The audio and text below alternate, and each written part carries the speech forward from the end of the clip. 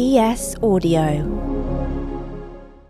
From the Evening Standard in London, I'm John Weeks, and this is The Leader. Britain's energy regulator, Ofgem, has warned there's a possibility we could face a gas supply emergency this winter. In a letter shared online yesterday, it stated that there's a significant risk that gas shortages could occur this winter across Great Britain because of the war in Ukraine and shortages across Europe. Ofgem said if things get particularly bad, some gas-fired power stations could be asked to shut down, cutting energy supply to some customers. But in the letter, Ofgem said that it would protect power stations from millions of pounds in costs if they're unable to fulfil promises to supply electricity because of any future gas supply emergency. It's prompted concerns people and businesses could be asked to ration their gas and energy usage this winter to avoid blackouts. Joining me now is Carole Nakhle, an energy economist and CEO of research and expertise company Crystol Energy. So Carole, how likely is it we will see a gas supply emergency this winter? Well, first of all, this report should not have come as a surprise. I would say it should have been done earlier, because if you look at what's happening in Europe, you would have seen that the rest of European countries have been warning of these kind of potential scenarios. They may happen, they may not, but one should be prepared for them. And I know that the UK is not as exposed to Russian gas as, say, Germany, but it is exposed to the same international gas market. So if Europe is moving away from Russian gas, they are looking for gas supplies coming from elsewhere, and that elsewhere is the same place where the UK is also looking for additional supplies, because yes, we have the North Sea in the UK, but that is not enough to meet the growth in demand. How likely that is? Well, I cannot put a probability for it, because there is a big unknown factor that will determine the likelihood of that scenario, and that is primarily the weather, how cold winter is going to be. That's the first thing that we don't really know, but we should be prepared for the worst case scenario of a very cold winter. And that by itself creates, puts that scenario as something that we cannot ignore. Hopefully it will not happen. But because of the current situation in international gas markets, everybody is competing for the same supplies.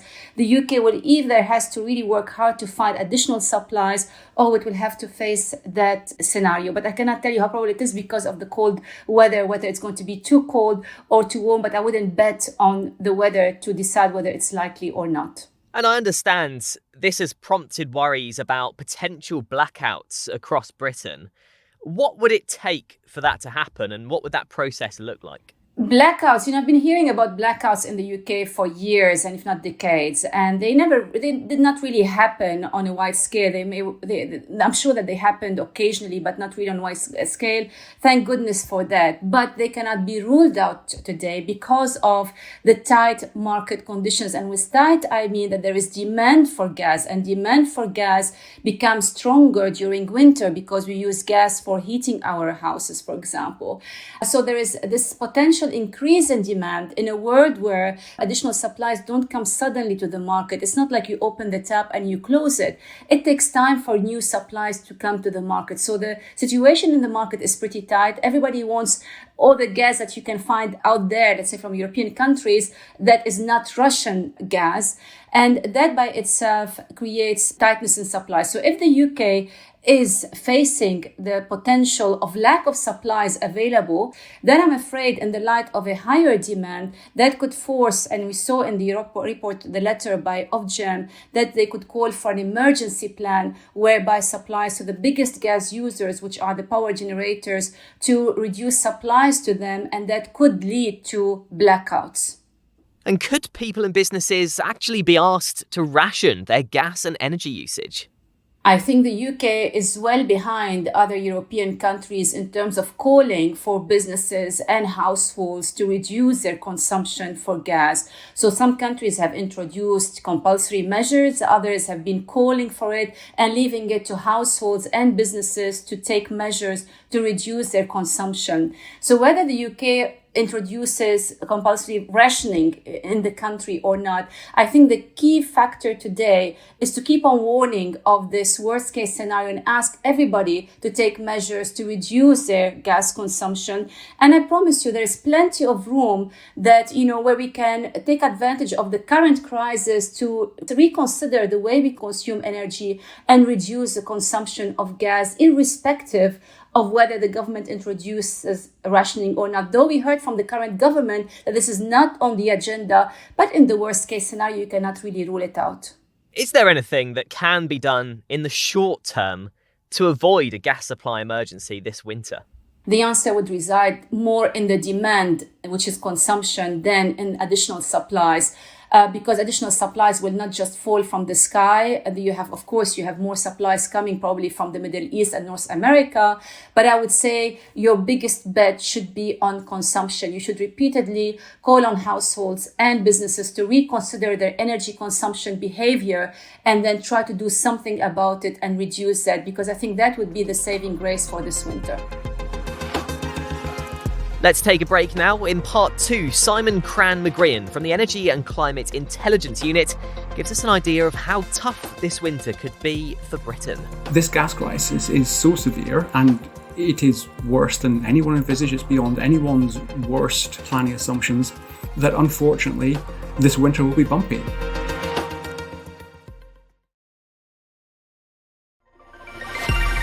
Joining me now is Simon Cran-McGreehin, Head of Analysis at the Energy and Climate Intelligence Unit. So Simon, what do you make of this warning from Ofgem that we could see a gas supply emergency this winter? This is definitely something that's a real risk this winter, and Ofgem is right to flag this.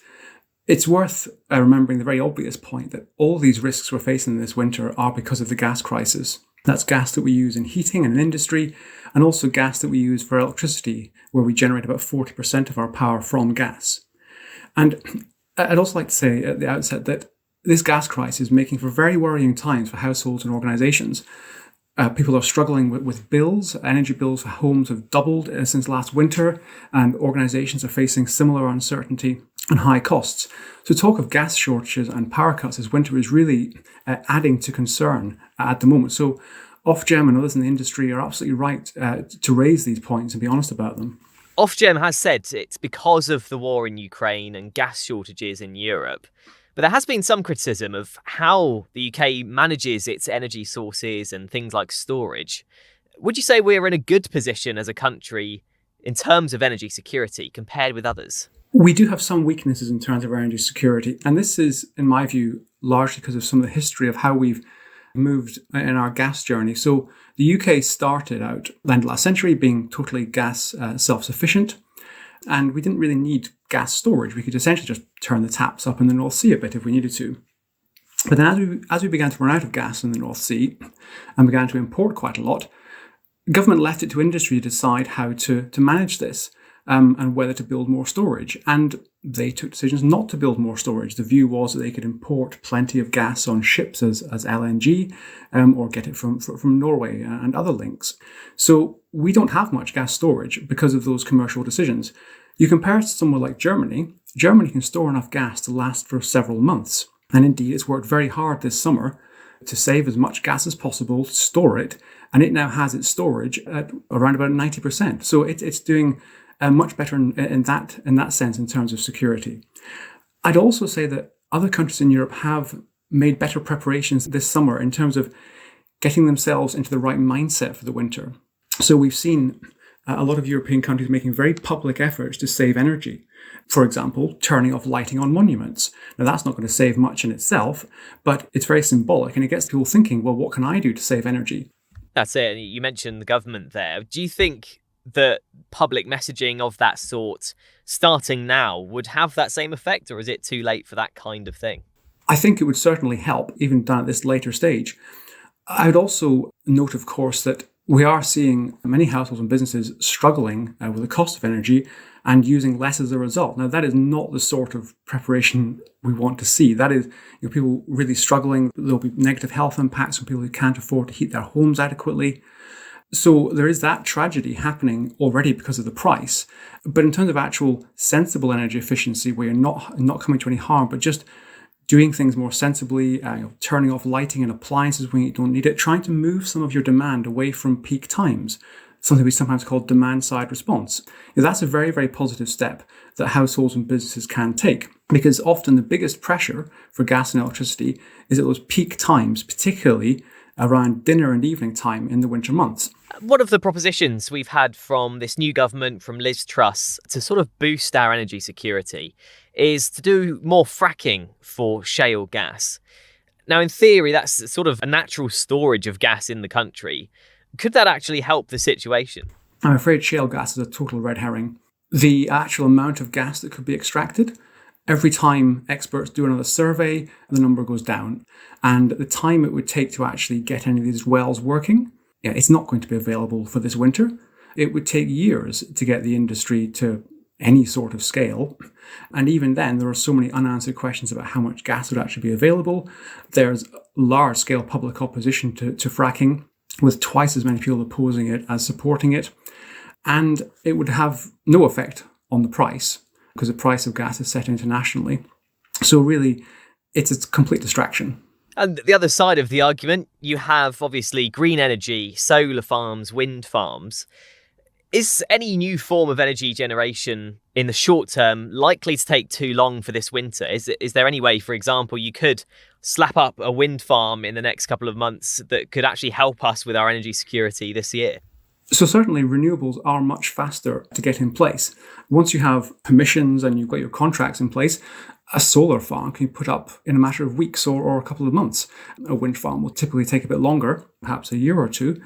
And there are a number of projects in the pipeline. So there is potential to bring some renewables online pretty quickly, possibly to have some effect this winter. But unfortunately, this gas crisis is so severe, and it is worse than anyone envisaged. It's beyond anyone's worst planning assumptions, that unfortunately, this winter will be bumpy. But in terms of how we get out of this crisis and how we make next winter better, then absolutely, the faster we can deploy renewables, the better. It means we use less gas, so we're less dependent on imports. It means the electricity price will be lower. And the other strand of it, of course, is energy efficiency, particularly insulation, because the UK is infamous for having some of the worst housing stock in Europe. So there are things that the government could be pursuing right now to have a small effect this winter and build up over the next year to have a bigger effect the winter after, and on you go. So we're getting ourselves out of this crisis, and we're protecting ourselves from any future gas crisis by using less of it. And with all these warnings about gas supply potential blackouts, do you think people should be worried going into the colder months? So one of the guiding principles in the energy sector is that you protect supply to households above all else. That is the last resort. So there are all sorts of mechanisms in place, first of all, for a national grid to procure more gas to try and balance and to procure more electricity generation. If that fails and there isn't enough, then it has contracts with big users of gas and electricity to cut their demand, particularly at peak times. That's called demand-side response, as I mentioned earlier. So you're moving your demand for gas and electricity to other times of day. If things got more severe and there had to be what you might call rationing, then again, that would focus on big customers who have the ability to move their demand around and who have staff on hand who can understand the commercial arrangements and the technical requirements to do that effectively. Cuts for households, that is an absolute last resort. And there is so much more can be done before that's even a risk. So yes, these are worrying times. This gas crisis continues to startle all of us in just how severe it is and just how disruptive it's being. But households can be assured that government and industry do all they possibly can to ensure security supply for households. There's more news, interviews and analysis in the Evening Standard newspaper and at standard.co.uk. That's The Leader. Thanks for listening. We're back tomorrow afternoon at 4 o'clock.